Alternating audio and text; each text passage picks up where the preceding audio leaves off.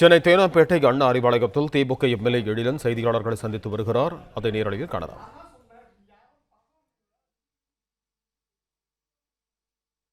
இந்த சம்பவம் நடந்திருக்காது. அப்ப ஒரு பொறுப்புணர்ச்சியோட ஒரு வேண்டுகோள் என்னன்னா, அனைத்து சமுதாய இயக்கங்கள் உள்ள தலைவர்களுக்கும் அனைத்து அரசியல் கட்சிகள் உள்ள தலைவர்களுக்கும் இது ஒரு தவறான முன்னுதாரணமாக ஆகக்கூடாதுன்னு என்ற செய்தியை நம்ம தான் கொண்டு போய் சேர்க்கணும். சில பேர் சொல்றாங்க ஆம்புலன்ஸ் இல்லாம மிஸ்யூஸ் பண்றாங்க, ஆள் இல்லாம மிஸ்யூஸ் பண்றாங்க அப்படி சொல்றாங்க. எந்த திட்டங்களும் பாத்தீங்கன்னா ஏதாவது ஒரு எலிமெண்ட் மிஸ்யூஸ் எலிமெண்ட் இருக்கும்.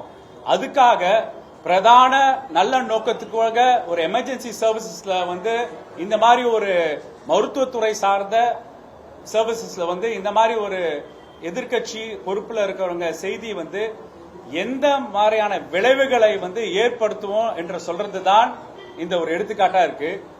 அப்ப அடிப்படையிலேயே அவர் வேண்டுகோள் என்னன்னா, அனைத்து அரசியல் கட்சி தலைவர்களுக்கும் அனைத்து சமுதாய இயக்க தலைவர்களுக்கும் அவசர சிகிச்சை அடிப்படையில் இருக்கும் போது அதுக்கு ஒரு 2 நிமிஷம் தான் ஆகும்.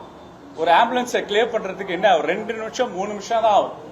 அந்த 2 நிமிஷம் 3 நிமிஷம் நாம் வழி விட்டு நம்ம இழந்த மானத்தை மீட்டெடுக்கிறதுக்கு அனைவரும் முன்னெச்சரிக்கை முன்னெடுப்புகள் நம்ம எடுக்கணும்.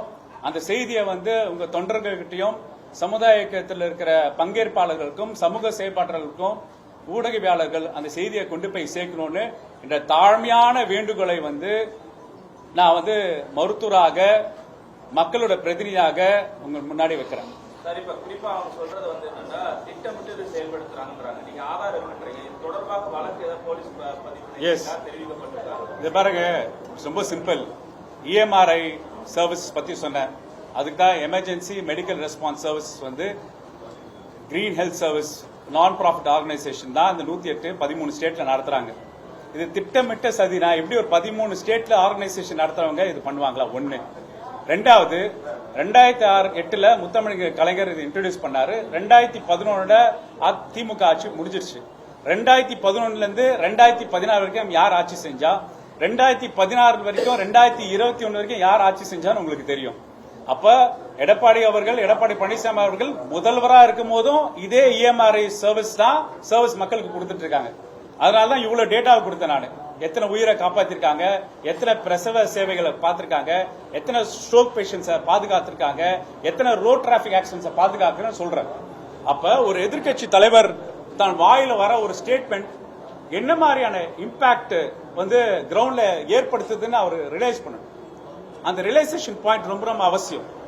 இப்போ இஎம்ஆர்எல் சார்பாக எமர்ஜென்சி ரெஸ்பான்ஸ் சிஸ்டம் சார்பாக அந்த ஸ்டேஷன்ல பதிவு பண்ணிருக்காங்க, கம்ப்ளைண்ட் பதிவு பண்ணிருக்காங்க. அந்த பாதிக்கப்பட்ட டிரைவரும் பதிவு பண்ணிருக்காங்க. அந்த பிரெக்னன்ட் லேடியும் அவங்க கம்ப்ளைண்ட் லாட்ஜ் பண்ணிருக்காங்க. அந்த இஎம்ஆர்ஐ சர்வீசஸ் இன்னைக்கு ஒரு பிரஸ் நோட்டை உங்களுக்கு ரிலீஸ் பண்ணிருக்காங்க. பிளே ஸ்டோர் மற்றும் ஆப் ஸ்டோரில் இருந்து பாலிமர் செயலியை QR கோடு மூலம் பதிவிறக்கம் செய்யுங்கள். செய்திகளை உடனுக்குடன் பெறுங்கள்.